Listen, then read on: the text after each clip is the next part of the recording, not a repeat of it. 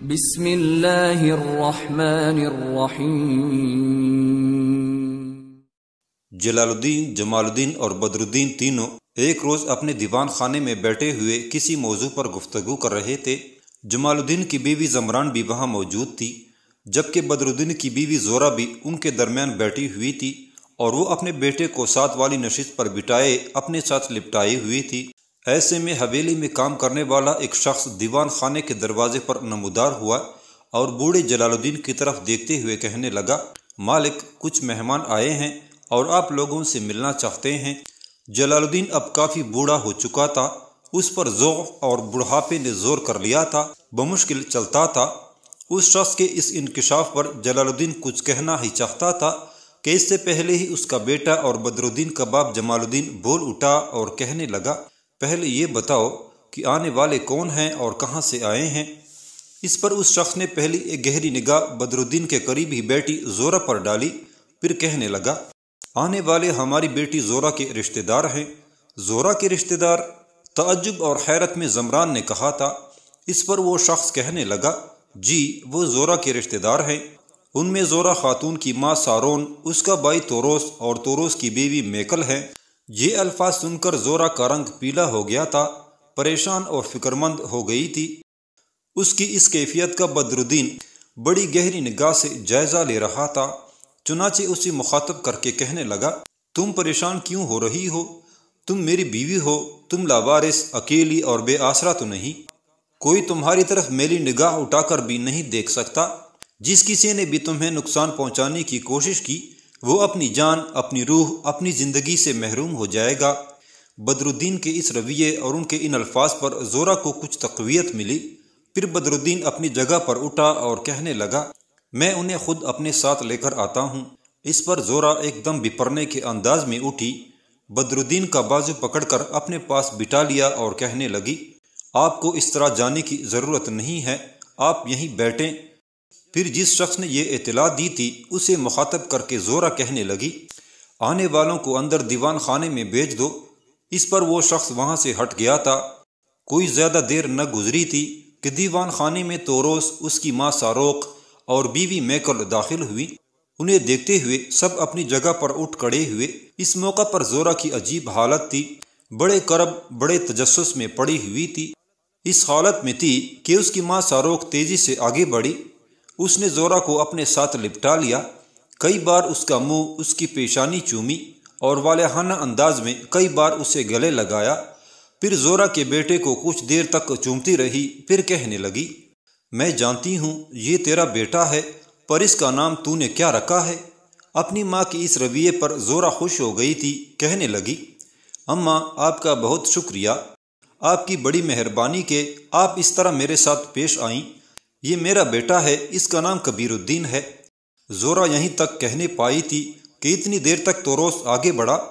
اس نے زورا کے سر پر ہاتھ رکھا اور کہنے لگا، تمہیں پریشان اور فکرمند ہونے کی ضرورت نہیں ہے، تیرا بھائی تیرے ساتھ ہے، اور میں جانتا ہوں تو نے بدر الدین کو پسند کیا تھا، لہٰذا اگر تو نے بدر الدین کے ساتھ شادی کر لی ہے تو اس شادی پر نہ ہم تم سے ناراض ہیں اور نہ ہمیں تم سے کوئی گلہ شکوہ ہے۔ زورا کے ساتھ باقی سب لوگ بھی مسکرا دیے تھے۔ پھر میکل آگے بڑھی اور پرجوش انداز میں وہ اور زورا ایک دوسرے سے لپٹ گئی تھی۔ اس کے بعد سب بیٹھ گئے، کچھ دیر بعد خاموشی رہی۔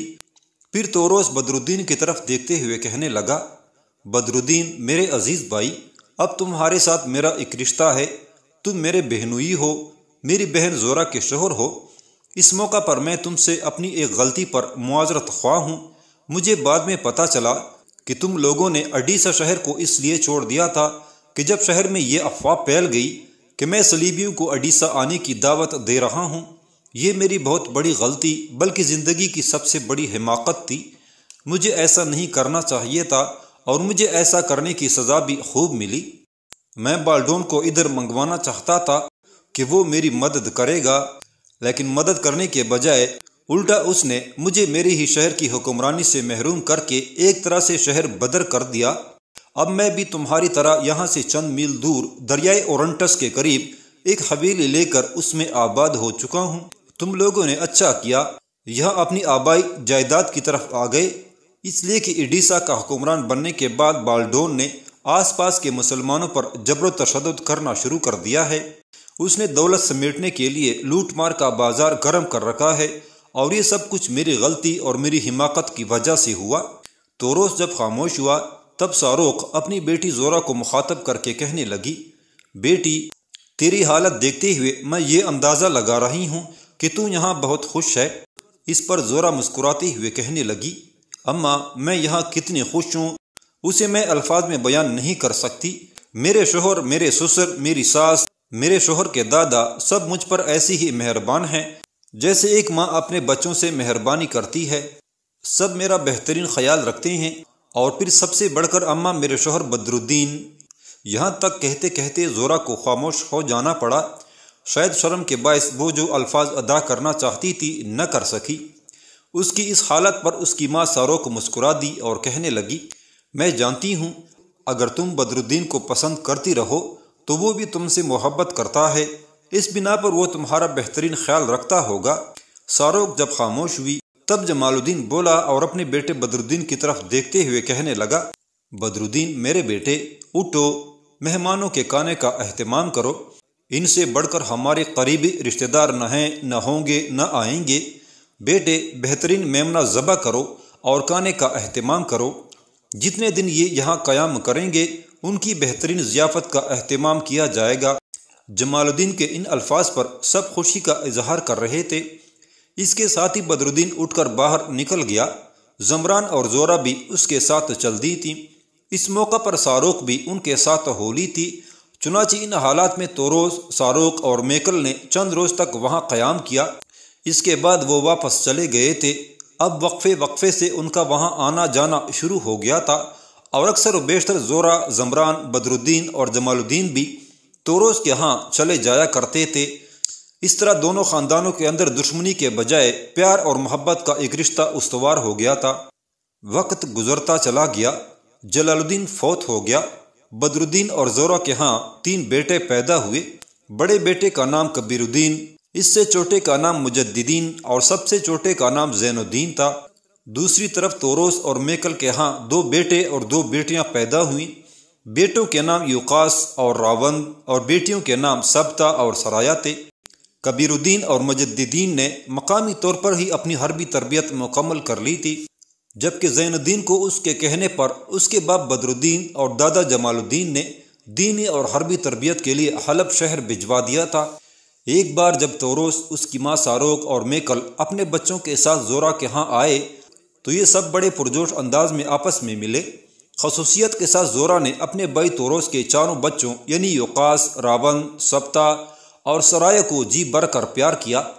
سب سے ملنے کے بعد جب دیوان خانے میں بیٹھ گئے تب کچھ دیر تک ساروق اپنے پہلو میں بیٹھی ہوئی زورا پر گہری نگاہ ڈالتی رہی، پھر ادھر ادھر دیکھا، یہاں تک کہ اپنی بیٹی زورا کو مخاطب کر کے بڑی محبت میں کہنے لگی، زورا میری بچی، میں دیکھتی ہوں تیرے دونوں بڑے بیٹے کبیر الدین اور مجددین یہی ہیں۔ یہ اپنے بچپنے سے نکل کر جوانی میں داخل ہونے کے بعد خوب قد آور اور کوڑیل ثابت ہوئے ہیں، لیکن تیرا چھوٹا بیٹا اپنے بھائیوں میں سب سے زیادہ خوبصورت، زیادہ کوڑیل اور قد آور جوان ہے۔ میری بیٹی، تو نے اسے کہاں بھیجا ہوا ہے؟ وہ ہم سے ملنے نہیں آیا۔ زورا کچھ اداس ہو گئی تھی، کہنے لگی، اماں، آپ کا کہنا درست ہے۔ اماں، وہ مجھے بھی سب سے زیادہ پیارا اور عزیز ہے، لیکن وہ گھر پر نہیں ہے، اپنی دینی اور حربی تربیت کے لیے حلب جا چکا ہے۔ اس پر شیپوں بری آواز میں اس کی طرف دیکھتے ہوئے ساروق کہنے لگی، وہی تیرا کام کا بیٹا تھا اور اسے تو نے گھر سے نکال دیا ہے۔ اس پر زورا کہنے لگی، ماں، گھر سے نہیں نکالا، جب وہ لوٹے گا تو اپنی تربیت مکمل کر لے گا تو اماں، میں اور تم ہی نہیں، بہت سے لوگ اس کی ذات پر فخر کریں گے۔ کچھ دیر خاموشی رہی۔ اس دوران زورا نے پہلے ایک گہری نگاہ اپنے بھائی توروس کی بیوی میکل پر ڈالی، پھر اس کی نگاہیں باری باری میکل کی دونوں بیٹیوں سبتا اور سرایا پر جم گئیں۔ سرایا بڑی اور سبتا چھوٹی تھی۔ سرایا بھی بڑی خوبصورت اور انتہا درجے کی پرکشش تھی، لیکن جہاں تک سبتا کا تعلق تھا تو اس کا جواب نہیں تھا۔ زورا کچھ دیر تک دونوں بہنوں کا گہری نگاہوں سے جائزہ لیتی رہی، پھر اپنی ماں ساروق کو مخاطب کر کے کہنے لگی، اماں، کیا ایسا ممکن نہیں کہ میرے بڑے بیٹے کبیر الدین کو آپ سرایا کا اور میرے سب سے چھوٹے بیٹے زین الدین کو سبتہ کا رشتہ دے دیں۔ اماں اگر ایسا ہو جائے تو میں اپنے آپ کو خوش قسمت سمجھوں گی، یہ دونوں بچیاں مجھے بے حد پسند ہیں۔ اماں آپ اس سلسلے میں بائی اور میکل سے بات کیجیے گا۔ میکل بھی کیونکہ قریب ہی بیٹھی ہوئی تھی لہٰذا اس نے بھی یہ گفتگو سن لی تھی۔ اس پر وہ فوراً زورا کو مخاطب کر کے کہنے لگی، زورا میری بہن، اس سلسلے میں مجھے کوئی اعتراض اور کوئی احتجاج نہیں ہے۔ کبیر الدین، مجددین اور زین الدین بھی ہمارے اپنی ہی بیٹے ہیں۔ تم جس کے لیے بھی میری جس بیٹی کا رشتہ مانگو گی وہ ہمارے لیے قبول ہوگا، پر یہ تو بتاؤ تم نے مجددین کے لیے کچھ نہیں کہا۔ اس پر زورا مسکرائی اور کہنے لگی، میکل میری بہن، مجددین کے لیے یہاں مقامی طور پر ایک رشتہ ہماری نگاہ میں ہے، وہ لوگ خود مجددین کو رشتہ دینا چاہتے ہیں، لہٰذا اس سے متعلق مجھے کوئی فکر نہیں ہے۔ یہاں تک کہنے کے بعد زورا رکی، پھر میکل کو مخاطب کر کے کہنے لگی، میکل میری بہن، تم اور اماں کوئی مناسب موقع دیکھ کر اس موضوع پر بائی سے گفتگو کرو۔ اس پر میکل مسکراتے ہوئے کہنے لگی، تمہیں پریشان ہونے کی ضرورت نہیں ہے، واپس جا کر تمہاری بائی سے اس موضوع پر گفتگو کروں گی۔ میکل کے ان الفاظ پر زورا مطمئن و خوش ہو گئی تھی۔ توروز، ساروک، میکل، یوکاس، راون، سبتہ اور سرایا نے 2 دن وہاں قیام کیا۔ اس کے بعد وہ وہاں سے چلے گئے تھے۔ یروشلم کے سابق حکمران جو 2 بھائی تھے اور سلطان ملک شاہ سلجوقی کے ایک سالار اور توق کے بیٹے تھے، دونوں اس وقت یروشلم کی حکمرانی سے محروم ہو گئے تھے جب مصر کے فاطمی حکمران نے غداری سے کام لیتے ہوئے صلیبیوں کی آمد سے پہلے یروشلم پر حملہ کر دیا تھا۔ بجائے اس کے کہ وہ صلیبیوں کے مقابلے میں یروشلم کے حکمران بھائیوں نجم الدین الغازی اور سکمان کی مدد کرتا، ان پر حملہ آور ہو کر ان سے اس نے یروشلم چھین لیا، جس کا نتیجہ یہ نکلا کہ نجم الدین الغازی شام کے علاقوں میں کچھ عرصہ دھکے کھاتا رہا اور سکمان عراق کی سرزمین میں سرگرداں رہا۔ نجم الدین الغازی ایک روز شیزر شہر کے نواح میں ایک سرائے میں قیام کیے ہوئے تھا کہ سرائے کے خدام میں سے ایک اس کے پاس آیا اور اسے مخاطب کر کے کہنے لگا، آپ سے ایک شخص ملنا چاہتا ہے، نام اپنا سکمان بتاتا ہے اور یہ بھی کہتا ہے کہ وہ آپ کا بھائی ہے۔ سکمان کا نام سن کر نجم الدین الغازی چونکا تھا، لہٰذا اسے مخاطب کر کے کہنے لگا، اسے فی الفور میرے پاس لے کر آؤ، وہ میرا بھائی ہی ہے۔ اس پر سرائے کا وہ آدمی باہر نکل گیا۔ تھوڑی دیر بعد وہ لوٹ آیا، اس کے ساتھ نجم الدین الغازی کا بھائی سکمان بھی تھا۔ دونوں بھائی پرجوش انداز میں ایک دوسرے سے بغلگیر ہوئے۔ نجم الدین نے سکمان کے شانے پر ہاتھ رکھتے ہوئے اسے اپنے سامنے بٹھایا، پھر کچھ کہنا چاہتا تھا کہ دکھ بھرے انداز میں سکمان بول اٹھا، میرے عزیز بھائی، ہم دونوں ایک عرصے بعد ایک دوسرے سے مل رہے ہیں۔ میں ایک عرصہ عراق کے مختلف شہروں میں سرگرداں رہا کہ کوئی جمعیت اکٹھی کروں اور ایک ایسا لشکر تیار ہو جائے جس کی مدد سے ہم صلیبیوں پر حملہ آور ہو کر اپنے کھوئے ہوئے وقار اور مسلمانوں کی عزت کو بحال کر سکیں۔ یہاں تک کہنے کے بعد سکمان رکا، پھر کہنے لگا، لیکن بدقسمتی سے مجھے اس سلسلے میں کوئی کامیابی حاصل نہیں ہوئی، تاہم 2 آدمی اس کام کے لیے بڑی سرگرمی سے حرکت میں آ چکے ہیں، ایک یروشلم کے سابق قاضی اور دوسرے دمشق کے قاضی۔ دونوں نے مختلف مسلمانوں کے پاس جا کر انہیں حمیت اور غیرت دلاتے ہوئے صلیبیوں کے خلاف اٹھ کھڑے ہونے کی التماس کرنے کا عہد کر لیا ہے۔ میرے بھائی، حالات عجیب و غریب اور رخ اختیار کر رہے ہیں۔ نصرانیوں کی جہاں 4 بڑی مملکتیں قائم ہو چکی ہیں، وہاں یورپ کے انگنت نائٹوں اور ڈیوکوں نے چھوٹی چھوٹی ریاستیں قائم کر کے اور ان کا حکمران بن کر آس پاس کے مسلمانوں کے علاقوں کو اپنا ہدف بنانا شروع کر دیا ہے، اور یہ معاملہ مسلمانوں کے لیے بڑا نقصان دہ ہے۔ یہاں تک کہنے کے بعد سکمان جب خاموش ہوا، تب نجم الدین الغازی تھوڑی دیر تک دکھ بھرے انداز میں گردن جھکائے خاموش رہا، یہاں تک کہ اس نے اپنی گردن سیدھی کی اور اپنے بھائی سکمان کو مخاطب کر کے کہنے لگا، سکمان میرے عزیز، تمہارا کہنا درست ہے، تم سے علیحدہ ہونے کے بعد اتنے برس میں بھی خاموشی سے نہیں بیٹھا، میں بھی ادھر ادھر سرگرداں رہا کہ مسلمانوں کی کوئی جمعیت اکٹھی کروں، اور اگر ہم نصرانیوں کی ان 4 مملکتوں پر ضرب نہیں لگا سکتے تو کم از کم شیزر اور حماس شہر کے نواح سے جو صلیبی اٹھ کر مسلمانوں کے علاقوں پر حملہ آور ہو رہے ہیں انہی کو روک سکیں، ان کے حملوں کا سدباب کر سکیں۔ ان علاقوں کی حالت بھی ان دنوں اچھی نہیں ہے، مختلف نصرانی قوتیں افامیہ، شیزر اور حماد کے مسلمانوں کو اپنا ہدف بنا رہی ہیں اور ان کی راہ روکنے اور ان کی کارروائیوں پر ضرب لگانے کے لیے میرے بھائی مجھے کسی قدر کامیابی حاصل ہوئی ہے۔ نجم الدین الغازی کے ان الفاظ پر سکمان کی آنکھوں میں چمک پیدا ہوئی، کہنے لگا، میرے بھائی کیسی کامیابی؟ ذرا مجھے بھی تفصیل سے سناؤ تاکہ میں بھی سنوں کہ تم نے کیا کیا ہے۔ اس پر نجم الدین الغازی نے اپنے ہونٹوں پر زبان پھیری، پھر کہنے لگا، تم سے جدا ہونے کے بعد کچھ عرصہ تو میں شام کے مختلف علاقوں میں سرگرداں رہا، اس میں میرے کئی برس لگ گئے۔ پھر میں نے ایک ایسا ٹھکانہ تلاش کر لیا جو بڑا محفوظ ہے، جس سے حملہ آوروں کی ضرب سے بچا جا سکتا ہے، جہاں سے نکل کر دشمن پر بڑی آسانی سے ضرب لگائی جا سکتی ہے۔ سن میرے بھائی، دریائے اورنٹس کے کنارے تم جانتے ہو شیزر نام کا قلعہ اور شہر بہت اہم ہے۔ اس شہر اور قلعے کے بالکل سامنے دریائے اورنٹس ہی کے کنارے بلند بالا عمودی چٹانوں جیسے کوہستانی سلسلے ہیں جن پر چڑھنا آسان نہیں ہے۔ ان کوہستانی سلسلوں کے اندر ایک بہت بڑی اور وسیع وادی ہے جس کے اندر انگنت بستیاں آباد کی جا سکتی ہیں اور جہاں ہزاروں نہیں لاکھوں انسان بڑے محفوظ طریقے سے رہائش اختیار کر سکتے ہیں۔ اس وادی کے ایک طرف اور کوہستانی سلسلوں کی ڈلانوں پر درختوں اور گھاس کی فراوانی ہے جس سے ہزاروں لاکھوں جانور بڑی آسانی سے پالے جا سکتے ہیں، اور کوہستانی سلسلوں کے دامن میں پھلدار درختوں کی بھی ایسی بہتات ہے کہ بیان نہیں کی جا سکتی۔ میں چاہتا تھا کہ کوئی محفوظ ٹھکانہ ہو، چنانچہ میں نے یہاں سے کچھ سرکردہ لوگوں سے بات کی، ان کی بڑی مہربانی، انہوں نے مجھے باری رقوم بھی مہیا کی اور ساتھ ہی انہوں نے اس کام میں میرا ساتھ دیا، جس کی بنا پر میں اس وادی کے اندر کچھ مسلح جوانوں کو بھی اکٹھا کرنے میں کامیاب ہو گیا ہوں، اور اب میں نے ان کی تربیت کا کام بھی شروع کر دیا ہے۔ آج میں ان علاقوں کی طرف سے آیا تھا، یہاں سے بھی میں نے بہت سی لشکریوں کو نامزد کر کے اپنی اس وادی کی طرف بھجوا دیا ہے جہاں وہ بھی زیر تربیت رہیں گے۔ میں چاہتا ہوں جب ہمارے پاس ایک خاصا مضبوط اور مستحکم لشکر ہو جائے تو پھر اس کوہستانی سلسلے کے محفوظ حصے سے نکل کر ہم سب سے پہلے ان نصرانی نائٹوں اور ڈیکوں کو اپنا ہدف بنانا شروع کریں جو مسلمانوں کے علاقوں پر حملہ آور ہو کر نہ صرف لوٹ مار کا بازار گرم کرتے ہیں بلکہ مسلمانوں کی بستیاں اجاڑ کر آگ لگاتے چلے جاتے ہیں۔ میرے بھائی، ان علاقوں میں 4-5 عیسائی قوتیں بڑی اہم ہیں۔ ان لوگوں نے اپنی چھوٹی بڑی ریاستیں قائم کر لی ہیں اور وہاں سے نکل کر مسلمانوں پر حملہ آور ہوتے ہیں۔ ان کے خاصے بڑے لشکر ہیں۔ مسلمانوں کی یہاں چونکہ کوئی قوت نہیں، لہٰذا کوئی ان کا دفاع کرنے والا نہیں۔ ان علاقوں میں زیادہ تر جو نصرانی سالار حملہ آور ہوتے ہیں ان میں Reynolds, count of Grey, count of Saint Paul اور ایسٹس بڑے اہم ہیں۔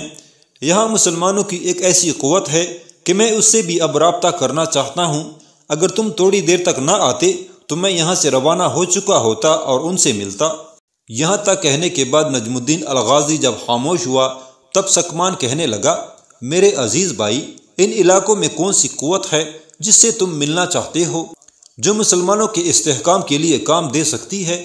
اس پر مسکراتے ہوئے الغازی کہنے لگا، بھائی، شیزر شہر کا نام تم نے سن رکھا ہے۔ یہ شہر اور اس کا قلعہ بڑے محفوظ ہیں۔ اس شہر اور قلعے کا حکمران تاج الدولہ ابن ابی عساکر ہے اور یہ مسلم امہ اور عام مسلمانوں کے لیے بڑی ہمدردی اور درد مندی رکھنے والا ہے۔ کہتے ہیں جس روز بیت المقدس فتح ہونے کی خبر ان علاقوں میں پہنچی، یہی ابن عساکر ساری رات روتا رہا تھا۔ اچھا ہوا تم آ گئے۔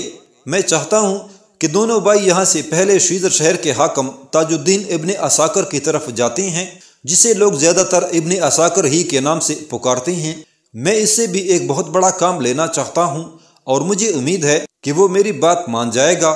یہاں تک کہنے کے بعد نجم الدین الغازی جب خاموش ہوا تب سکمان کی آنکھوں میں چمک پیدا ہوئی اور وہ الغازی کو مخاطب کر کے کہنے لگا، نجم الدین میرے عزیز بھائی، میرے پاس بھی کچھ ایسی خبریں ہیں۔ بھائی، تم سے علیحدہ ہونے کے بعد میں بھی عراق کے مختلف شہروں میں دھکے کھاتا رہا اور مسلمانوں کو حملہ آور نصرانیوں کے خلاف ابھارتا رہا۔ اس دوران میری 3 اہم شخصیتوں سے ملاقات ہوئی اور یہ شخصیتیں آنے والے دور میں ہمارے بہترین کام آ سکتی ہیں۔ میرے عزیز بھائی، پہلے تو موصل کا امیر کربوغا ہے۔ وہ عالمی اسلام اور مسلمانوں کے لیے ہمدردی اور محبت رکھتا ہے اور چاہتا ہے کہ کوئی بڑا لشکر تیار ہو جسے حرکت میں لاتے ہوئے نصرانیوں پر حملہ آور ہو کر انہیں اپنے علاقوں سے مار بھگایا جائے۔ اس کے علاوہ دو اور بڑی اہم شخصیتیں ہیں، ایک عماد الدین اور دوسرا انہی علاقوں کا رہنے والا ایک نوجوان زین الدین ہے۔ ان دونوں عماد الدین اور زین الدین میں بڑے اچھے اور بہترین مراسم ہیں، اور امیر کربوغا بھی ان دونوں پر اپنی جان نثار کرتا ہے۔ زین الدین شیزر شہر کے نواحی علاقوں کا ہی رہنے والا ہے، اور ان دنوں وہ حلب شہر کے ایک مکتب میں دینی اور حربی تعلیم حاصل کر رہا ہے۔ بڑا زندہ دل، بڑا قد آور، کوڑیل جسم والا نوجوان ہے۔ میں اس سے کئی ملاقاتیں کر چکا ہوں۔ تیغ زنی میں اپنا جواب نہیں رکھتا۔ اس کی تیغ زنی اور دوسرے حربی امور میں ہنرمندی ہی کی وجہ سے اس کی ملاقات امیر کربوغا اور عماد الدین سے ہوئی۔ چنانچہ یہ تینوں مل کر اب صلیبیوں کے خلاف حرکت میں آنے کا سوچ رہے ہیں۔ عماد الدین زین الدین کو اپنا چھوٹا بھائی سمجھنے لگا ہے، اور ہر معاملے میں زین الدین پر بھروسہ اور اعتماد کرنے لگا ہے۔ بلکہ امیر کربوغا اور عماد الدین دونوں چند دن کے لیے زین الدین کو حلب سے موصل بھی لے گئے تھے، اور وہاں وہ ان دونوں کے ہاں چند دن ایک معزز مہمان کی حیثیت سے رہا۔ میرے خیال میں چند روز تک وہ بھی اپنی دینی اور حربی تربیت سے فارغ ہو جائے گا۔ میں چاہتا ہوں کہ اسے ہی ہم یہاں لے آئیں۔ اگر اسے لشکر کے کسی حصے کا سالار بنا کر کوئی مہم سونپی جائے تو بھائی میرا دل کہتا ہے وہ ہر مہم میں کامیاب اور کامران نکلنے کی جرت اور جسارت رکھتا ہے۔ سکمان جب خاموش ہوا تب نجم الدین الغازی مسکراتے ہوئے کہنے لگا، میرے بھائی جیسا تو چاہ رہا ہے ایسا ہی ہوگا۔ میرے خیال میں تو نے ابھی تک کھانا نہیں کھایا ہوگا۔ میں پہلے تیرے لیے کھانا منگواتا ہوں، پھر اپنی مہم کی طرف نکلتے ہیں۔ اس پر سکمان چھاتی تانتے ہوئے کہنے لگا، سرائے میں داخل ہونے کے بعد میں کھانا کھا چکا ہوں، اور کھانا کھانے کے بعد ہی مجھے پتہ چلا کہ آپ نے اس سرائے میں قیام کر رکھا ہے۔ اس پر الغازی اپنی جگہ پر اٹھ کھڑا ہوا اور کہنے لگا، اگر یہ بات ہے تو آؤ پھر چلیں۔ اس کے ساتھ ہی دونوں بھائی اٹھ کھڑے ہوئے، اور تھوڑی دیر بعد وہ اس سرائے سے نکل کر شیزر شہر اور قلعے کا رخ کر رہے تھے۔